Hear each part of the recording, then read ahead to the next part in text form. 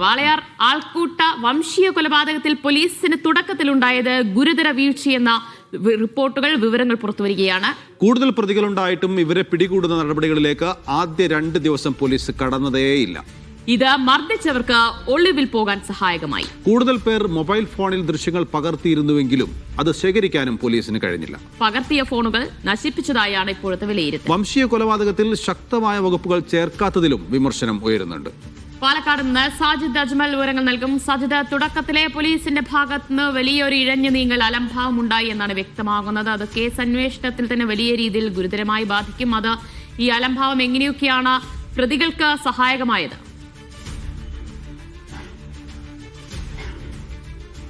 ദിവ്യ, നൗഫൽ, ഈ വാളയാറിൽ ആൾക്കൂട്ട വംശീയ കൊലയാണ് നടന്നത്. അതിൻ്റെ ഒരു ഗൗരവവും ആദ്യം പോലീസിൻ്റെ ഭാഗത്ത് നിന്ന് ഉണ്ടായില്ല എന്ന വിവരങ്ങളാണ് ഏറ്റവും പ്രധാനപ്പെട്ടത്. ഇതിൽ ആദ്യം ഇപ്പോൾ അറസ്റ്റിലായ ഈ 5 പ്രതികൾ ഒഴികെയുള്ള പലരും നാട്ടിൽ തന്നെ ഉണ്ടായിരുന്നു. ഈ സംഭവം നടന്നതിന് സമീപത്ത് തന്നെ ഉണ്ടായിരുന്നു. പക്ഷേ അവരെ പിടികൂടാൻ കഴിഞ്ഞില്ല. പിന്നീടാണ് ഈ വാർത്തകൾ വലിയ തോതിൽ വരാൻ തുടങ്ങുകയും ഇത് ഇത്ര വലിയ ഗൗരവമുള്ള വിഷയമാണ് എന്ന് മനസ്സിലാക്കിയതിന് ശേഷമാണ് പലരും ഇവിടെ നിന്ന് കടന്നു കളഞ്ഞത്.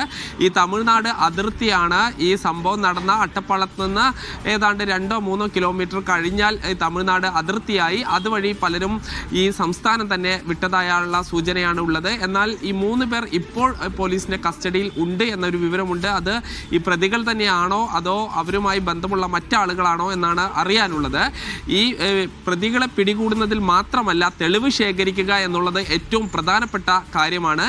ഇതിൽ CCTV ദൃശ്യങ്ങളോ മറ്റും ഇല്ല. ഇപ്പോൾ പുറത്തു വന്ന ഒരു 22 സെക്കൻഡ് മാത്രം ദൈർഘ്യമുള്ള വീഡിയോ ആണ് ഉള്ളത്.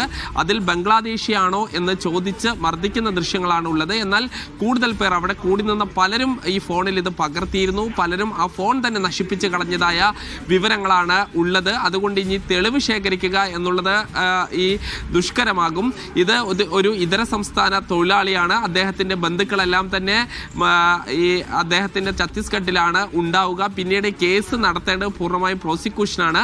അവർക്ക് ആ തെളിവുകൾ എന്നുള്ളത് ഈ കോടതിയിൽ വളരെ പ്രധാനപ്പെട്ട ഒരു ഘടകമായി മാറേണ്ടതാണ്. അതിൽ ആ നിർണായകമായ തെളിവുകൾ ശേഖരിക്കുന്നതിലും പോലീസിന് വീഴ്ച പറ്റി എന്ന് മാത്രമല്ല, ഇതുവരെ ഈ കൊലപാതകം, ഈ സംഘം ചേർന്ന് മർദ്ദിക്കൽ എന്നീ വകുപ്പുകൾ പ്രകാരമാണ് കേസെടുത്തിരിക്കുന്നത്.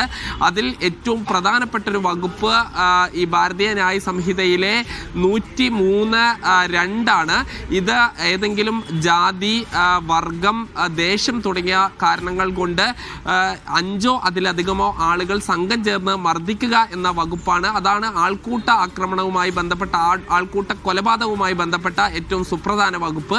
ആ വകുപ്പ് ഇതുവരെ ചുമത്തിയിട്ടില്ല എന്നുള്ളതാണ് പ്രധാനപ്പെട്ട കാര്യം. അതിൽ ഈ കൃത്യമായി ആ പുറത്തു വന്ന ദൃശ്യങ്ങളിൽ ബംഗ്ലാദേശിയാണോ എന്ന് ചോദിച്ച് മർദ്ദിക്കുന്നുണ്ട്. സ്വാഭാവികമായും ഇത്തരം വകുപ്പുകൾ ചേർക്കാം. ഇത് കൂടാതെ SC/ST അട്രോസിറ്റി വകുപ്പ് കൂടി ചേർക്കണമെന്ന് കുടുംബം ആവശ്യപ്പെട്ടിരുന്നു. അതും ഇതുവരെ ചേർത്തിട്ടില്ല. അത് ചേർക്കുമെന്നുള്ളതാണ് ഇന്നലെ ജില്ലാ പോലീസ് മേധാവി പറഞ്ഞിരുന്നത്.